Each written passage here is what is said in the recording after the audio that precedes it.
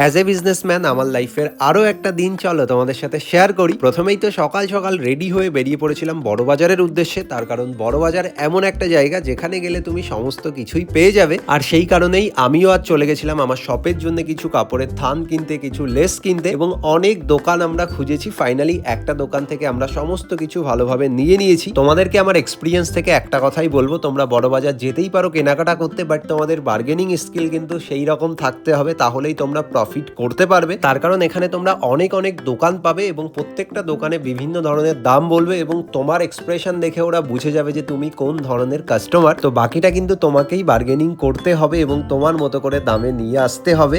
By the way, বিকাল 3:30 পর্যন্ত আমরা বড় বাজারে কাটিয়েছি, মানে পুরো দিনটাই বড় বাজারে কেটেছে এবং সারাদিনে কোনো কিছু না খাওয়াই ভীষণ খিদে পেয়ে গেছিলো।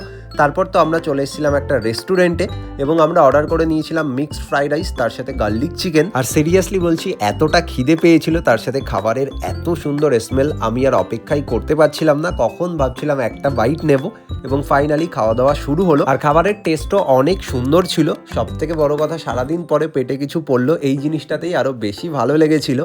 যাই হোক, তারপর তো আমরা আরও এক plate mixed fried rice order করে নিয়েছিলাম। তো মোটামুটি বিজনেস স্টার্ট করার পর থেকে আমার লাইফটা এইরকম বাড়ির বাইরেই কাটে, কারণ সারাদিনে অনেক কাজবাজ থাকে। তো মিনি ব্লগটা তোমাদের কেমন লাগলো অবশ্যই কমেন্টে জানিও। টাটা।